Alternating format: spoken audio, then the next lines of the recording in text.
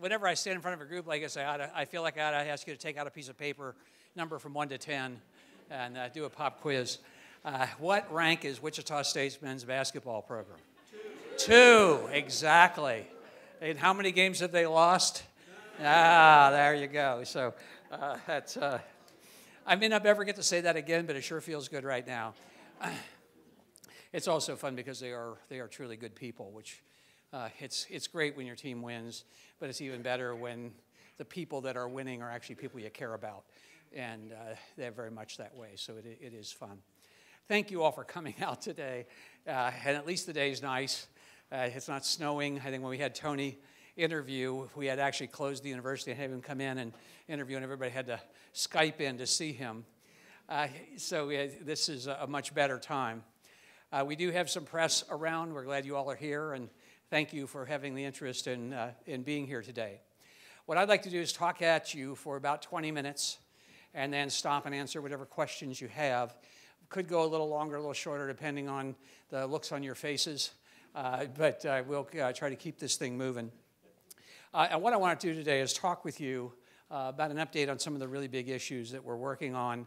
And one of them, obviously, is what does enrollment look like for next year, because that's obviously a big issue. But it's an issue that also the rumor mill by the hour kind of moves it one way or another. And we're either going to be larger than Ohio State or smaller than Baker or something in between. And we don't really know, but we do have some ideas. Secondly, I want to talk with you about the one-stop and what's happening with linked courses. There's been some wonderful work done there that can really help students a lot, and we're going to continue moving on it. Third, I want to talk with you a bit about the campaign. And fourth, about what really is the final frontier. You think it's space. Oh, no, it's parking. You know, if we all came back in 100 years, whoever was president of this place would be talking about parking. You can count on it. When we were founded, it was probably talking about where you put your horse. Today, it's where you put your car. And then last, I want to spend a little time with you on what the Innovation Campus is shaping up to look like and how it's moving to the extent that I can. Some of it is when you're dealing with businesses that are trying to make decisions. Some of it isn't something we can talk about yet, but much of it is. So that's what I'm going to try to talk about today. Afterwards, and if you would please raise your hand if you have questions so they can get a microphone to you so people can hear you. And I'll try to remember to say that again, but I thought I'll say it now while I actually see Pat, because she reminded me that I needed to say that. But anyway, we'll go through all of this. I'm going to share with you a lot more information than I did last week, simply because I think everybody now, we're getting close enough where we can begin to have some understanding of what we're doing and what's happening. The first slide that I have up here, I get 3 reports every Monday morning from David Wright. And I get up early so that I can be there when the reports come in. And then I study the buggers, as he will tell you. I'll call him and say, well, on page 17, it said this. Why is it saying that? When last week it said this other thing, and which drives everyone nuts. But I am a data guy, so I do look. If you notice what's happening here in this figure is if you look at the dashed lines, those are the fall applications by admissions office. The red line are the undergraduates, and the blue line are the graduate students. And so what we're seeing is a really major change in applications, both at the undergraduate and graduate level, and I think that you should be very proud of that, because it tells you that people are increasingly interested in what you're doing and the work that you're about. If you look at admitted students they're never run as fast as the number of applicants. There are a number of people who apply, look at the school and think, I don't know why I applied, I'm not going to go on. Or, oh gosh, I got admitted to the school I really wanted to go to, so I'm not going to finish out my application at Wichita State. Others who are simply slower take a little time to finish. There's all kinds of reasons why the applications grow faster than the admits. But if you notice again, the dashed lines on both graduate and undergraduate students are quite a bit higher than they were last year. And so this is as of this morning at 6:30. Just so you know.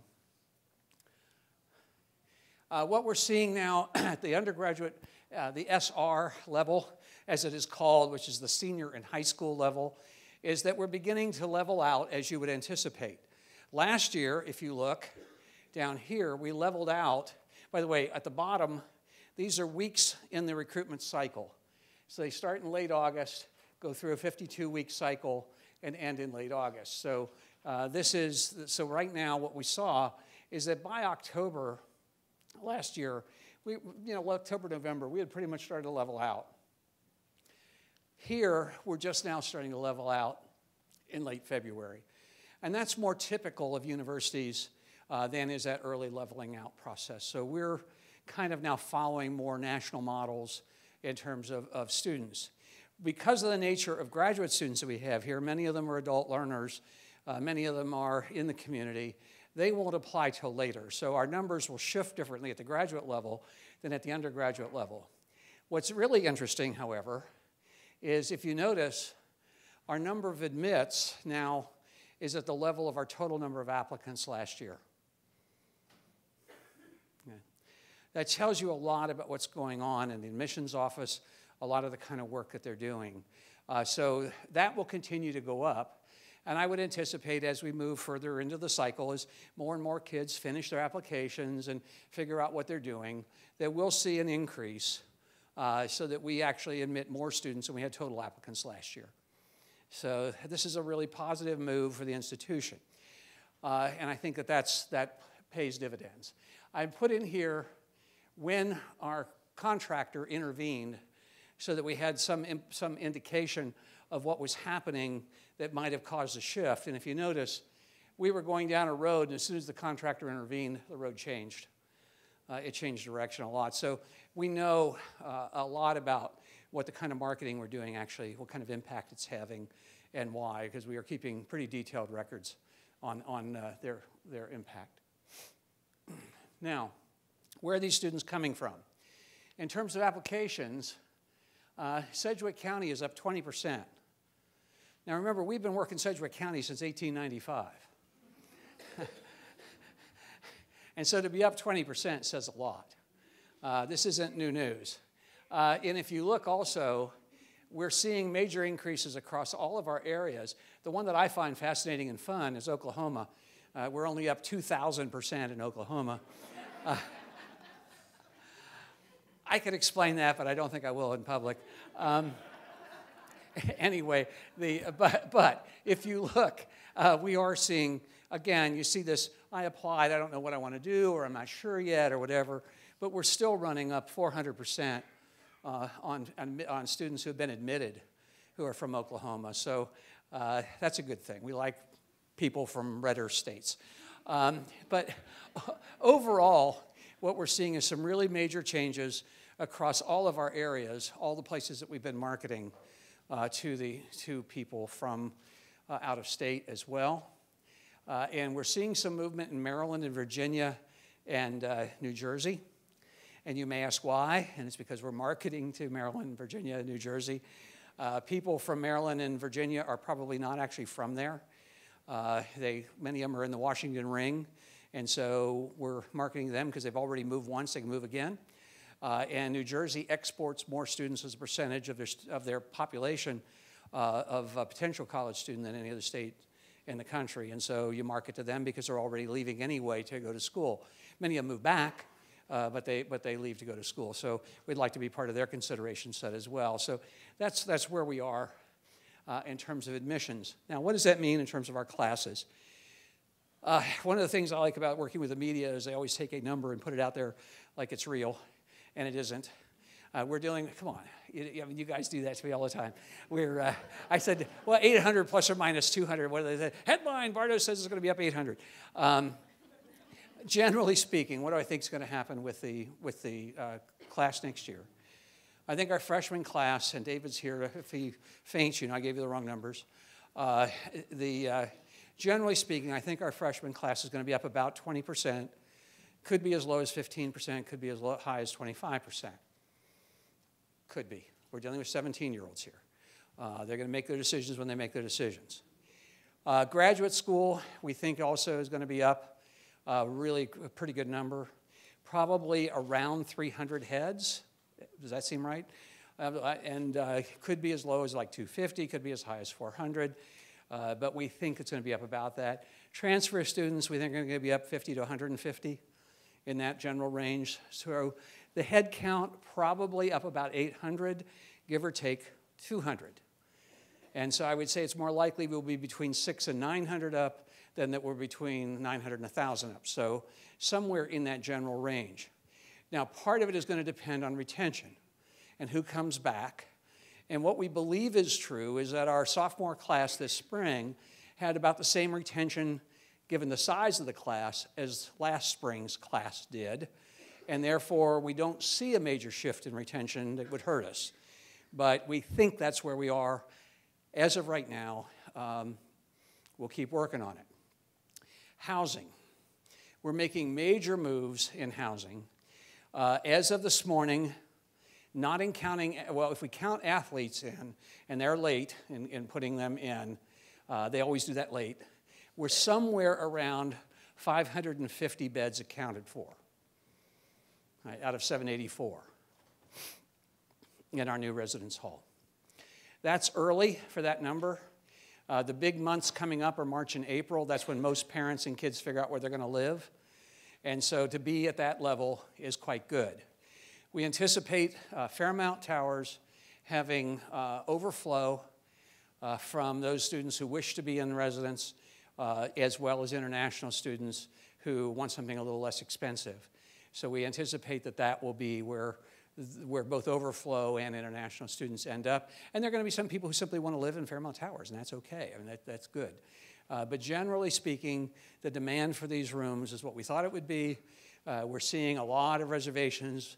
We're seeing a lot of people applying every week, and the big time for application is coming up. So we feel like that's moving where it ought to be, and as of right now, we feel pretty good. Now, in a month, we could either feel great or bad, you know, things do change, but as of right now, it appears as though we're on schedule to be finished, and that we are moving forward with the people wanting to live in the residence hall.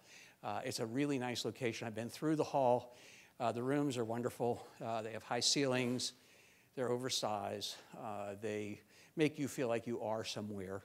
And I think that will sell well as people get to understand what the hall is. So I would anticipate even the second year would be better. By the way, in terms of admissions, we are also working well over 100,000 high school sophomores and juniors, as well as the seniors that we're impacting this year. And so I would anticipate next fall, fall of 15, to see another bump in enrollment, because those juniors will be there. Then the year after, we should see another bump because we will work those sophomores 2 years so they have more information about us. So that's where we are with housing, with admissions. In addition, once you get the students here, you have to do something with them.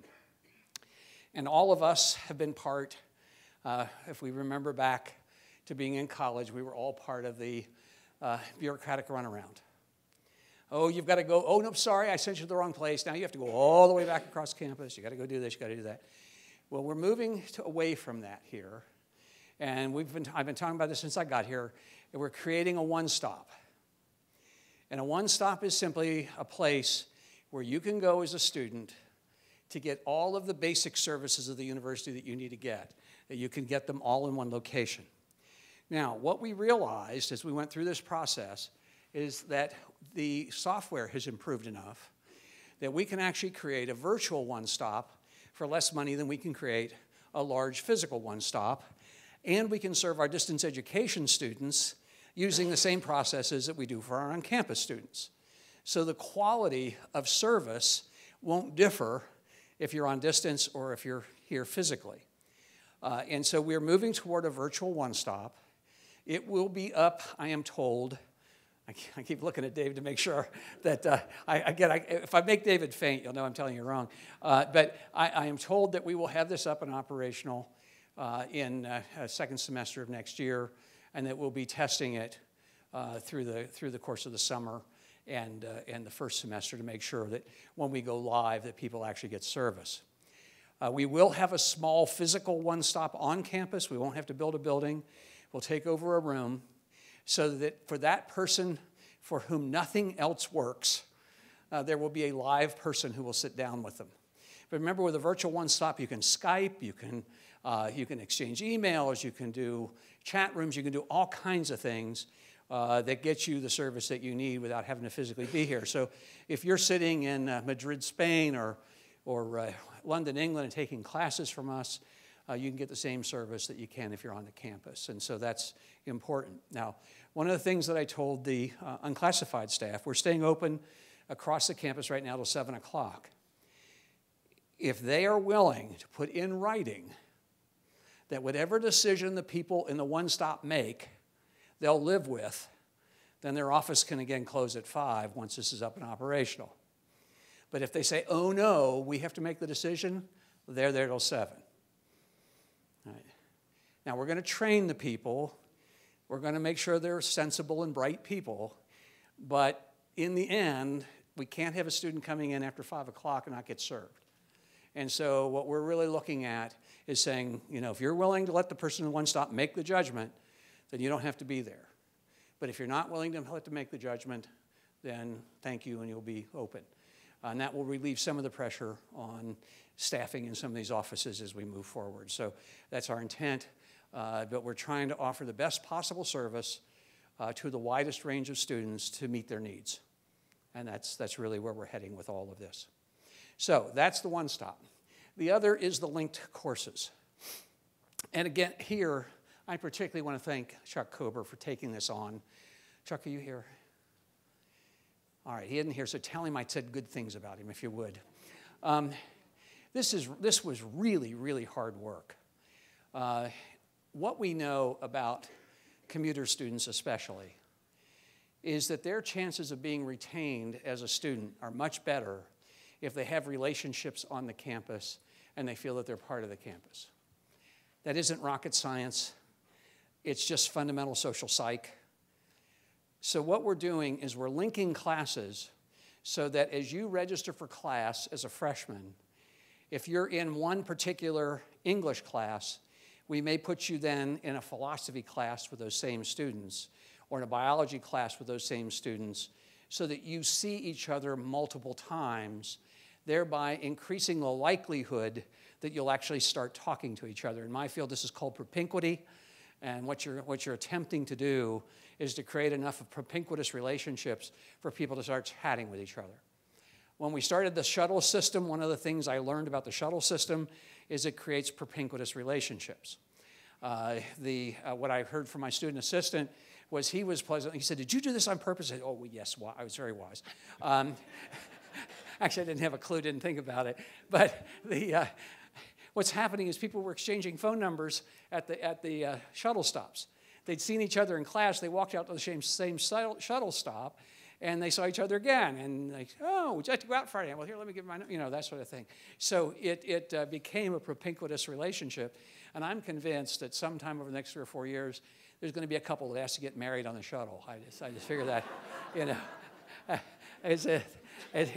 it really has become a social activity. And I did learn that a lot of our students actually have gardens, and they were exchanging gardening information. I heard from one faculty member on what tomatoes grow best in what side of the house and what you do in terms of fertilizing. So it really is quite fun, but I'm pleased to see that's going. So that's what we're doing with trying to improve our retention. We're also doing a lot of work in housing on learning communities. Learning communities for residential students are especially important, and that what they do is they cause you to live with people who have some interests in common with you. Right now, we're focusing on academic learning communities like people interested in engineering or people interested in biology or honor students. But I've also seen them where it's things like people interested in Japanese anime, people interested in Dungeons and Dragons. I mean, it can be anything that causes people with similar interests to meet each other and talk to each other. And again, that tends to increase retention of those students and causes them to feel like they're a part of the campus and that the campus cares about them. It doesn't have to be only academic, though it tends to be more academic than not. There was one that I had at my old school for ex-high school athletes who weren't good enough to be college athletes. Those kids tend to drop out of school really fast because they don't feel like they're part of anything.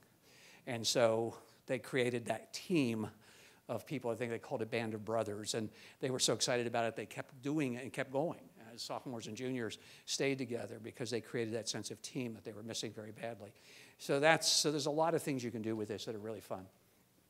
Okay, now the campaign. Elizabeth and I and several volunteers spent a lot of time hearing from the colleges, from other areas of the university, about their fundraising needs. We've collated all of that information, and we're now sifting through it all to try to get a sense of fundraising priorities, as well as what the likely numbers are in terms of our fundraising ability. Part of what you do when you set up a campaign is you look at those facilities that you need that are also likely to be fundable.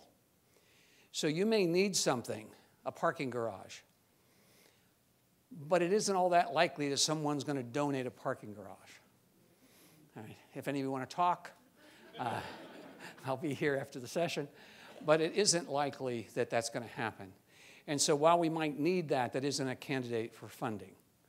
And so what we're trying to do is to get a sense of what are the really good ideas, and there were a lot of them. And then where is it possible that we have donors who we might link up with that over the course of time to see if we can raise the money for that facility. And so that's the stage we are in right now. There was a huge amount of interest in scholarships from all areas of the university, so we'll have a scholarship line in this.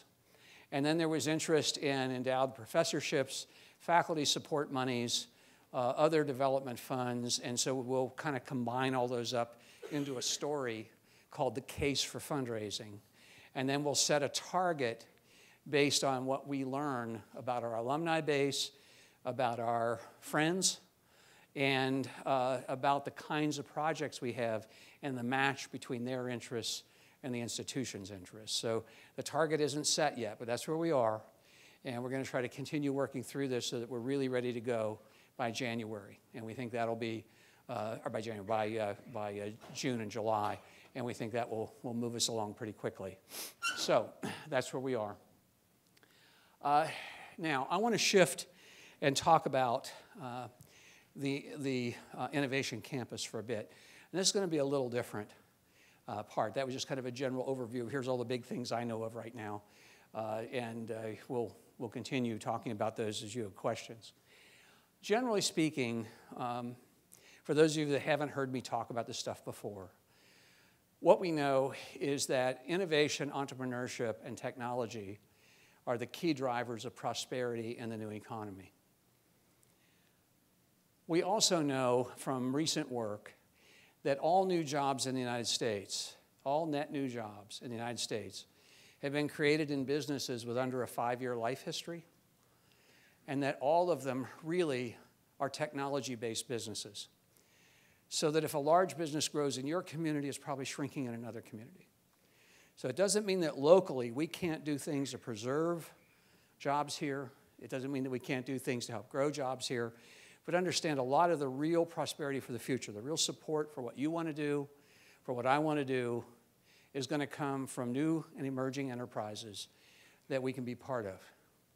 And Kansas has kind of let itself slip on the enterprise development scale. In the areas that have most impact, we no longer are at the top of the country. And we can be and we should be. There's no excuse for us being where we are. We just have to think differently about it. And we think here, given the long history of this university, given its strong connections to the community, that Wichita State really can be the big driver of shifting us back again into that top tier. The regents seem to believe it. I certainly believe it. That's why I came home. But honestly, my sense is in the end that we can be the primary driver. And that doesn't mean everything's going to come out of engineering. In fact, some of the most interesting things I've seen since I've been here coming out of the College of Education. There are things that can emerge out of the sciences, out of psychology, out of health, out of art. One of the best meetings I've had this semester was with the art department. And they've got ideas that are really cool. And we just need to try to help them figure out how to get where they want to go. It's good stuff. And so this isn't any one area of the institution. Or if you're in English and you say, well, wait a minute, I've got this idea for something, but I'm not in a technology area. It doesn't matter. It doesn't matter.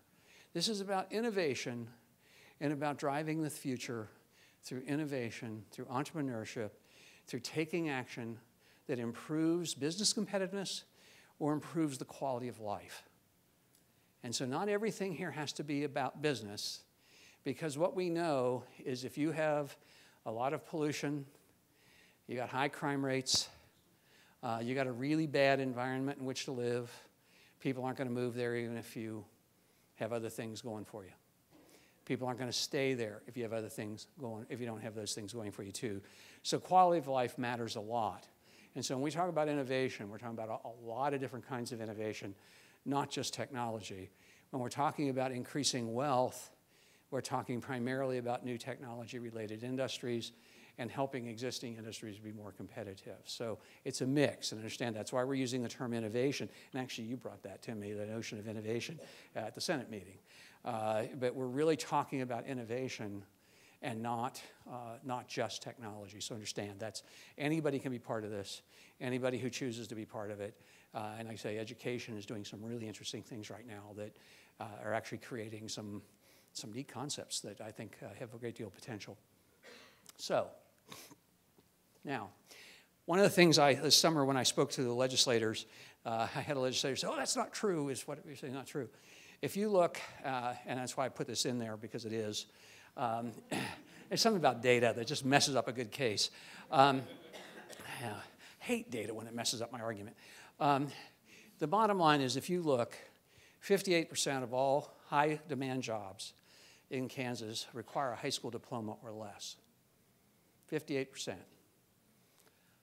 Of those jobs that require a college degree, almost none of them are in innovation.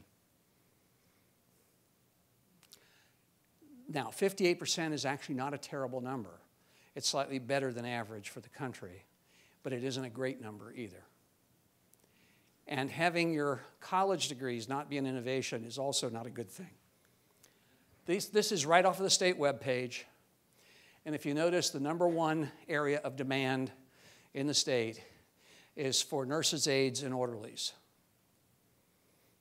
I don't know about you, that's real important if I'm in the hospital, but it isn't going to create a lot of wealth. It isn't going to create a lot of high quality of life kinds of jobs. So this is the list. And if you notice, those that generally speaking, if they require a degree, they're not in an innovation field. Again, nurses. I want a really good nurse if I'm sick.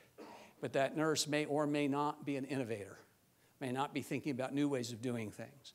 It's not necessarily the nature of the job they're asked to do. So I thought that was an interesting list. Okay, so what we know is that we have the ability to link regional interests, what we do as a university, with the abilities of this region to support our activities. We've got that ability. We can do that. We also know that if we focus on public-private partnerships, and public-private partnerships don't always mean just business. It could be government. It could be a non-governmental organization or an NGO. It could be anything. The notion being something that's outside the university that has ability and skills, if we can pull those things together, we have a much better chance together of making a difference than we do if we act on our own.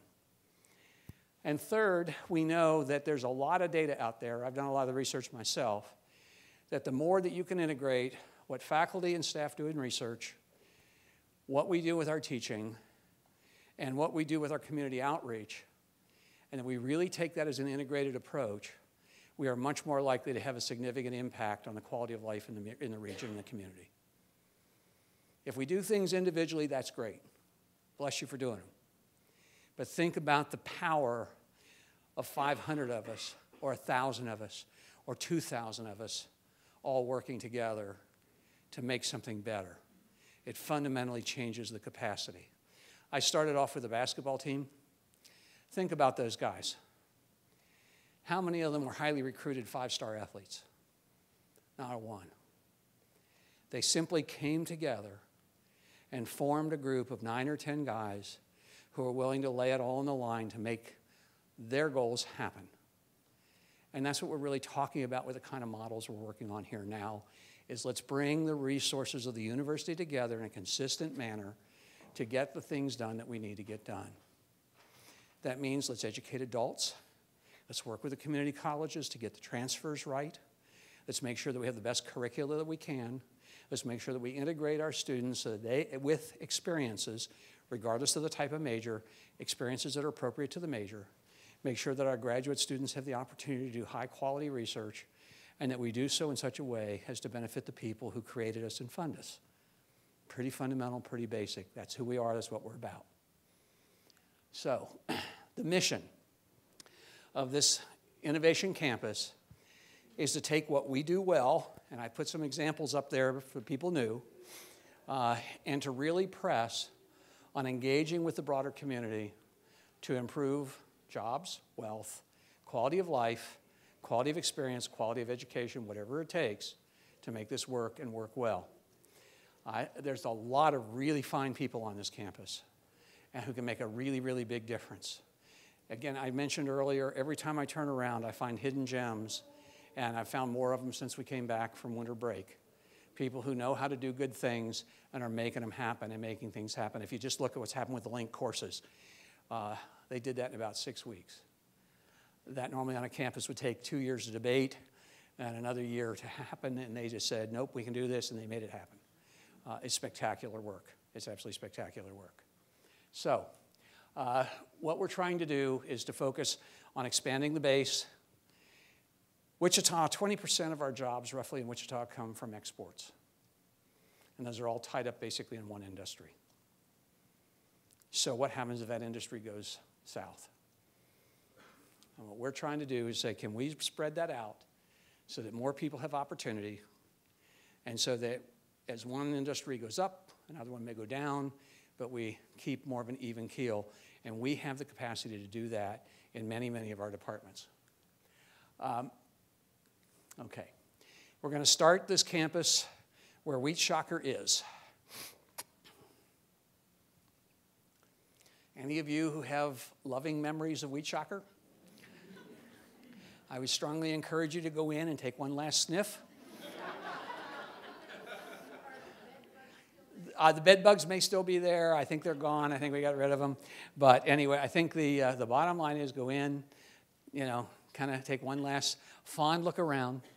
I thought about living there when I first came to town and decided against it, which for fairly obvious reasons. But it hasn't gotten any better. It's going away tentatively as early as mid-August, if in fact the Shocker Hall opens as anticipated. But as soon as we can get it down after Shocker Hall opens, we will. And so that is moving forward. The building, first building, and this is Lou Heldman was teasing me about that. It was kind of a cat in the hat experience when he started hearing about this, because we have Tech 1 and Tech 2, as in Thing 1 and Thing 2, but we're building Tech 2 first just to make it confusing.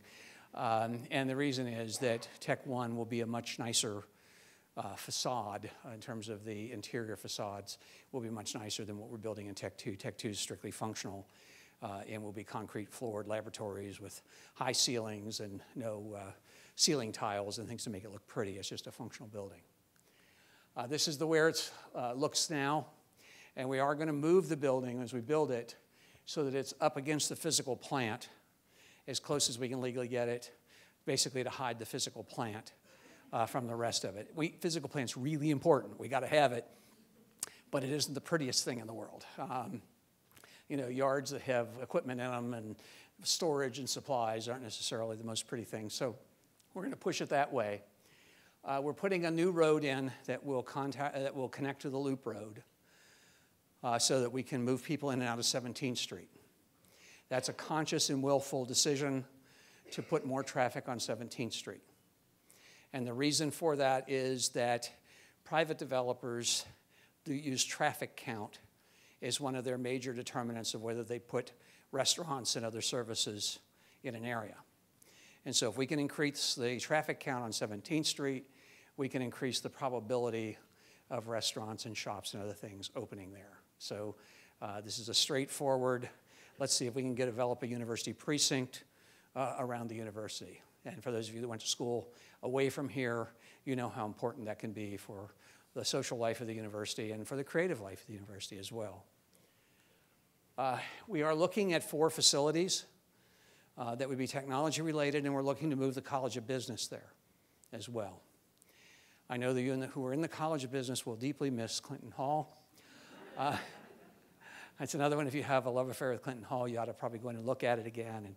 But our intent is to tear Clinton Hall down and to grass it over and to make it part of a quad in the center of campus to give a traditional university feel to the middle of the campus, and to move the College of Business so that it faces NIAR and so that it connects up with the technology businesses that will be located in the other buildings.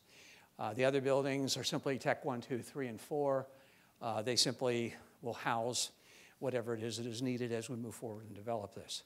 How fast will this go? Well, Tech 2 is going to go up and be ready by May of 16, assuming the creek don't rise. Tech 3 is another building that there may be interest in that could come up similar time frame. Tech 1 will be talking with private developers about whether they want to do a spec building that would allow them to work with us on development. The models that we're using are for this. There are 100 of them out there now, but North Carolina State University and Purdue University seem to have the best. And so we were drawing as much as we can from those 2 schools so we don't have to recreate the wheel. But there's a bunch of others, and we'll continue to draw the best off of them. The models that we're working on here are called partnership buildings, meaning if someone else builds them, they take their profits out of them over the course of 30 or 40 years, and at the end of that time, they revert back to the university. But the use of the building in between has to meet university requirements. It isn't just a random put somebody in there. No tattoo parlors, that sort of thing. So, any of you who love tattoos, sorry. Okay. Well, I can't get the flyover to work. We didn't connect it to that one. But we do have a look at the building. Now, why do we care about these things? Well, one is this really will affect the economic base of the city. It'll affect the ability of the city to sustain itself. And by the city, I don't just mean the city of Wichita. It's all of South Central Kansas. What we know, if you look at the last recession, is that those cities of about our size that had universities doing this kind of thing, the recession hit them less hard, and they came out of it faster. And so it has real impact on what happens to the people that support us. So we do believe that can help. Second, I'm not going to ask for student fees or tuition to fund this. If our business model doesn't allow us to fund it without that, then we probably ought not do it. But there's a lot of interest. That wouldn't mean if the students had something very special we were doing with them, we wouldn't ask for a student fee or tuition. But to generally build it off of student fees and tuition, no, that's not what we're going to do. Could there be a faculty club in this area? Yes. Could there be a restaurant, other activities there? Yes. The notion being that this is a place that business people, NGOs, government agencies want to be because of the interaction that they have with you and with our students. Okay. Now, it's expected that the funding for the business building will come because it's an academic building. We're going to try to raise about half of it, and half of it would be paid for by general student fees. The state isn't funding capital right now in any large measure, and so our expectation is if we do a new academic building, we're going to have to find other mechanisms for doing it. And what we're seeing is that fundraising can help alleviate a lot of the costs, but rarely does it cover everything. And so we're going to end up trying to do a mix of both, and that will be true for many buildings that we do. Business is simply the first one on the agenda that we know is going to be moving. We're going to continue working with local government, the chamber, and others to make this thing work well. We have good relationships now. We'll continue those. We are looking in this first building at approximately 20 experiential engineering laboratories. And what we're trying to do here is get students the kind of an education that allows them to really build their capacity and become independent learners and innovators.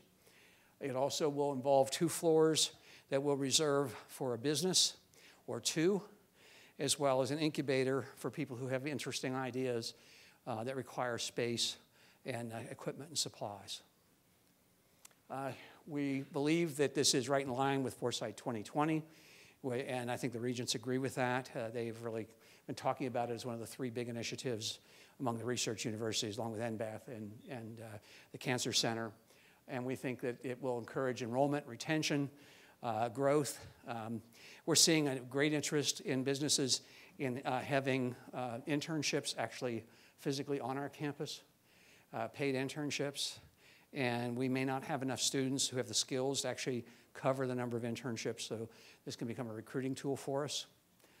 We also know it will continue to support cross-disciplinary work and feel that that's very important. Now, students. We have the opportunity with this kind of a development to have postdocs in critical areas of the university that we currently either have none or few. Think about chemistry, biology, physics, math, engineering, psychology, a number of areas where postdocs become a normal part of research life. We simply don't have the opportunity to do much of that right now. Our doctoral students will have, and master's students will have a great deal of opportunity to do basic research that's important. When we were over at the Textile College at North Carolina State last month, one of the things we saw was a pair of gloves that were created by a textile student for people who were firefighters.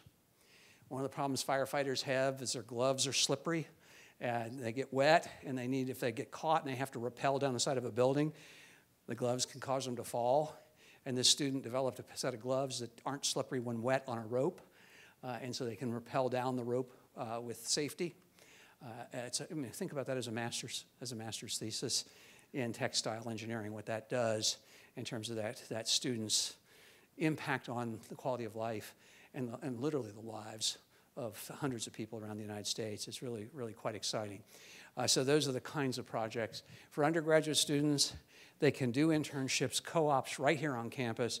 They can increase the quality of education that they get by practicing what they've learned in the classroom. It's just a huge, huge incentive, and it really does help us recruit more students. From business perspective, we can help current businesses be more competitive. We can help spin out businesses and diversify the economic base, and we can fundamentally affect the quality of the graduate that they get. And from South Central Kansas, we can hopefully stop or at least slow down this big up and down economy that this place has had since at least World War II, and that we can, with any luck, increase global competitiveness of this area as well. So I will stop there. I think I probably talked at you enough, and that's the general picture, give you a sense of it. We do hope this building moves quickly. We're in the process of hiring a designer now. I think interviews are Friday. Is that right, Mary? If you're here. I believe that's right. Anyway, they are on this week. So, next week. Sorry. Okay, thank you. Questions? And please do raise your hand so that we can get a mic to you.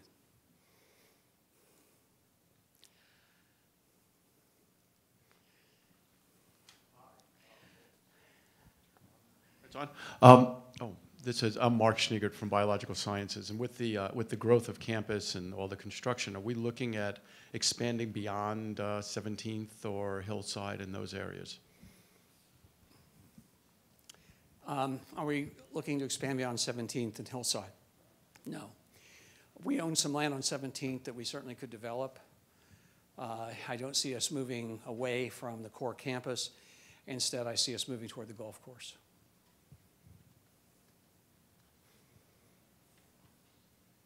Please.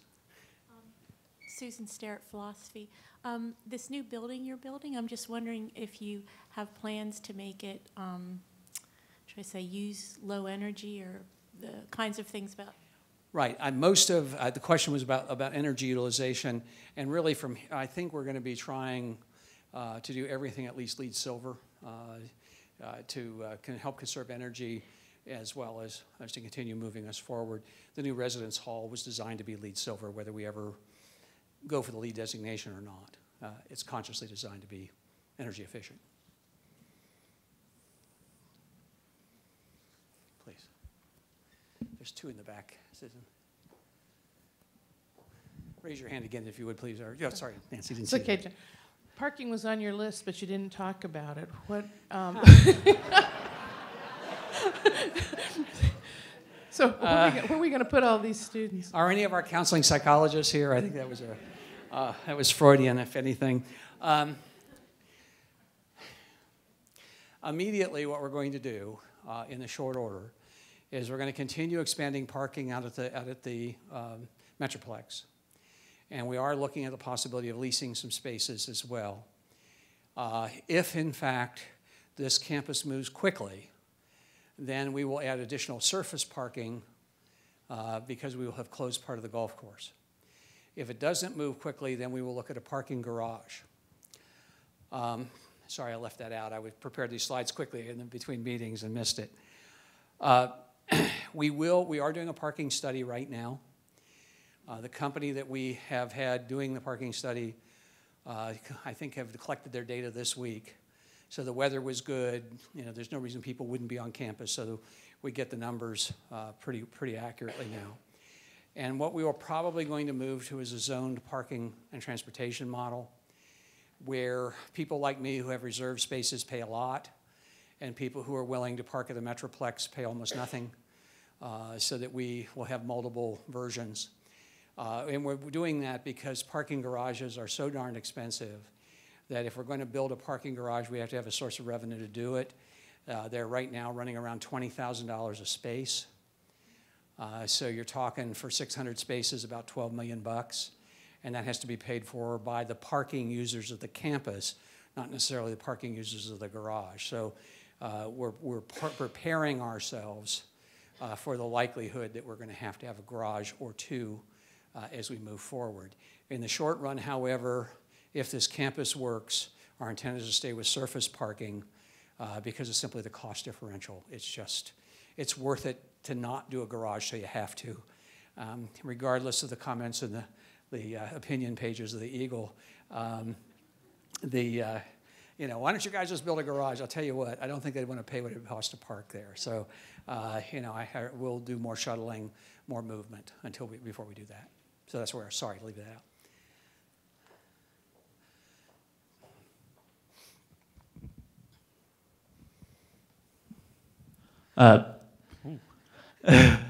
I'm a student. I'm finishing up my final semester. Great. One of the things that I see as an impediment to growth of the campus is that there is a huge lack of nice housing around campus. Mm-hmm. People don't want to live near campus, and then obviously that draws the vibrancy away. What is WSU doing to kind of support private development of residential communities? There's some things I can talk about, some things I can't. So the ones I can talk about, I will. Number one is you have to have a substantial number of residential students for people to believe that nice housing is worth doing. That's just real. And so by putting almost 800 students right in the middle of campus, we're going to change the perception of the campus as well as the quality of social life on the campus, which will encourage more people to want to be near us. And that's a large measure why we're doing that. Secondly, we are pushing traffic to 17th Street. 17th Street is the likely location for any modern housing, any nice restaurants, more so than if you look at 21st Street, or you know, you've got a traditional residential area there that's going to be harder to work with. Hillside's a real busy street. We're not likely to go there. And if you look when you go up to Oliver, there's graveyards. Good luck. That isn't going anywhere. So 17th is sort of the natural place to look. And and there are developers who have bought up land over there, and we are in conversation with them about what our needs are, what our desires are, and you know, if things go the way they look like they could, we could do a partnership or other things with them down the road to see if we can help move that along.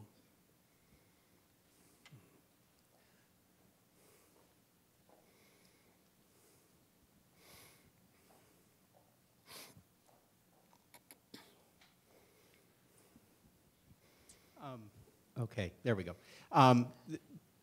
Part of what's motivating this is just my professional interest, which is a philosopher means we look at all sides of an issue. Right. And also because I actually sat for a couple of years on the Conflict of Interest Committee, so I have some firsthand experience about the issue that I want to discuss. But the issue of public-private partnerships and involving students, graduate students and undergrads in research that could lead to products and services that can be sold on the market is excellent. But I worry that the danger that I see is the potential for exploiting students, graduate students, undergraduates, and junior faculty, and using their work in ways that may harm them in some way. So I'm just wondering whether, as an institution, we tighten up our policies and procedures, our conflict of interest procedures, so that we have protections in place for those people. Yeah,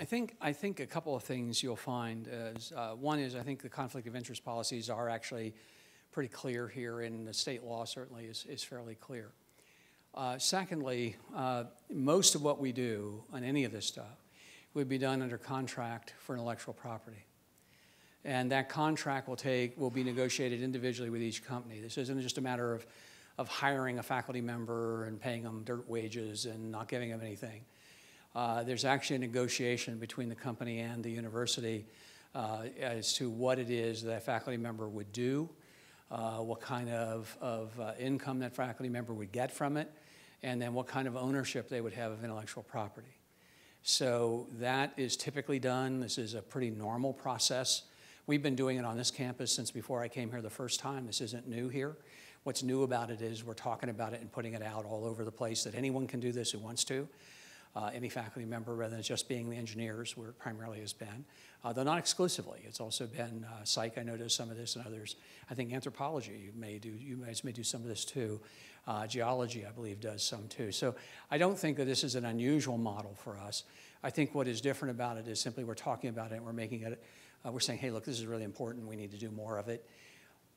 Generally speaking, the way this works is that the university owns, if you're doing work on university property, as an employee of the university is paying you, under all existing state laws that I know of, the university owns the intellectual property.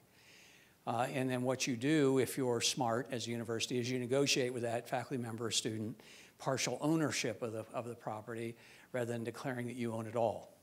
And one of the models that I have great interest in that I've now seen done in a couple of states is that we would enter into a relationship with a business where we, the faculty member, and the student would all own part of the intellectual property so that there would not be that kind of abuse that can arise.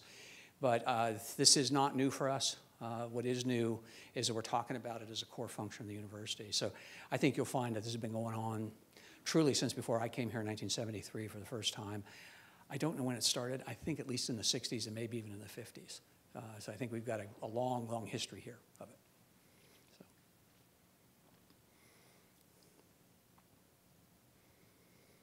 I can't believe I wore you all out. That's...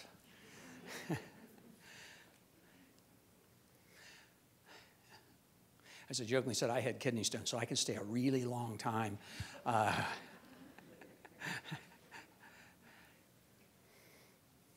John, I'll ask a question. All right, you can do it. All right. All right. This side is very shy. Would you ever entertain the thought of providing housing to young faculty, lecturers? You know, Right. we try to recruit the best and the brightest in the students, but why not try to add a component where we are attracting the best and the brightest in young faculty? Sure. Certainly they are saddled probably with loans and so on, but at some universities that I have visited, they do provide some type Right. of housing for the young faculty, Right. lecturers, and so on. Yeah, generally where I've seen that is in very high-cost areas of the country, and we're not one of those. So our ability to actually provide that at a market rate that would be doable in the Wichita market would be pretty limited. And so with students, you're doing some things with those students that they can't have done in the private housing. With faculty or staff, you're not. And so you would have to do this according to the current market. I'm not really clear that this market would be appropriate for it. I've seen it in California, I've seen it in New York, those kind of places where the costs are just really high. But here, I think encouraging private development near the campus that creates a competitive situation where it helps keep prices reasonable is more likely to be a solution given the nature of the housing market in which we're located.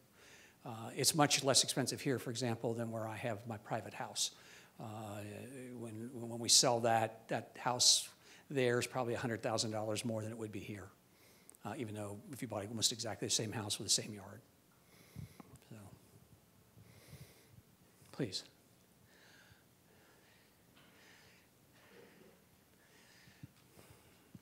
I'll ask a quick question. Okay. What do you see as the future of some of our satellite campuses, for example, Mays, Derby, Downtown Center? Sure, good questions.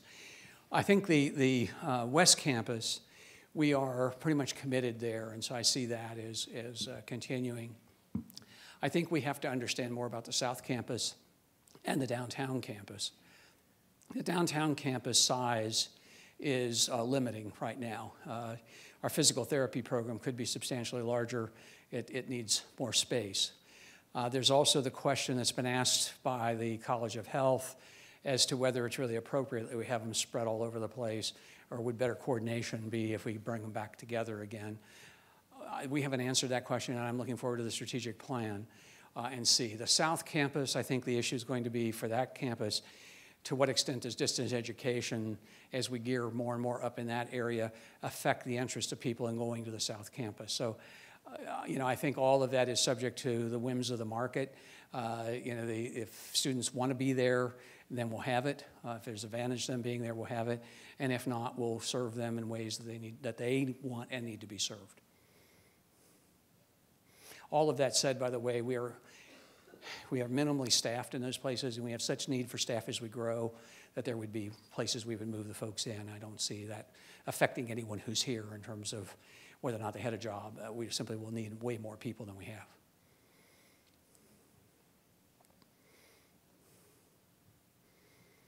Oh, sorry, please. Do you see an increased presence on, say, McConnell while we're talking about satellites? Okay. Question, do we see more increased presence on McConnell? Yes. We certainly have interest in that. We have interest in ex-military as well, and so I do see that. There's a number of things that we're talking with folks about in terms of educational needs that both the National Guard and the active duty people have, and I see us having great interest in expanding there. These are our folks. They're here in the community, and we need to serve them. So we'll be looking at all of that. One of the things that I've noted since coming back is that when I was here in the 70s and early 80s, we had a very, very large number of part-time adult students. We're down about 2,500 of those students as the market changed and we didn't. And so we're going back to reclaim that market. We're going to rebuild ourselves in that adult market because they are so critical to this area, and we can do a lot for them. Let's face it, we're the best deal in town, the highest caliber faculty. There's absolutely no reason that we shouldn't be out there serving those folks. Yes, Mr. President. I'm an aerospace major junior, and I have a compelling, unique experience with Wichita State. I was a transfer international student back in 2007, and I went for military service with the United States Army. There was a special program they were doing, and I came back, and I've had an experience. That's his question reminded me of the fact that we don't have a yellow ribbon status yet in Wichita State, and I've been following up on that, trying to know what's the status of the Yellow Ribbon program for ex-military. I'm sorry. Yellow Ribbon. Okay. Yellow Rainbow. I'm sorry. So Yellow Ribbon. I think that's with the VA guys, right? Veterans who wants to go to school with the post 9/11. Right. Yeah. What's the status with Wichita State? We're doing this year. We opened a new lounge and service area in Lindquist Hall for returning military and for active duty military, and we have great interest in making lives of people who come to our campus better. We know that those of you who have served have a different life experience than many others of our students, and we want to try to make that as user-friendly as we can for you. At the same time, I've reached out to McConnell to see what we can do about connecting there better ways, and they have some suggestions. We met this week with the commander of the National Guard in Kansas, again, to see if we can reach out and what we can do to improve our relationship there. So I think as we move forward and we get our strategic plan together around our student services and student activities, that you'll see a continuing growth in service to former military. It doesn't matter whether you think we should have been at war or not at war. These people gave up a lot, and we need to serve them. And that's really where I am on it, and we'll continue to try to expand our services.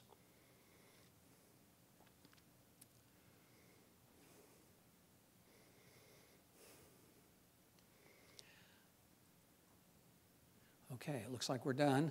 I will gladly stay around for a while if people want to ask individual questions. Let's hope we win tomorrow night and continue moving forward. Thank you all very much.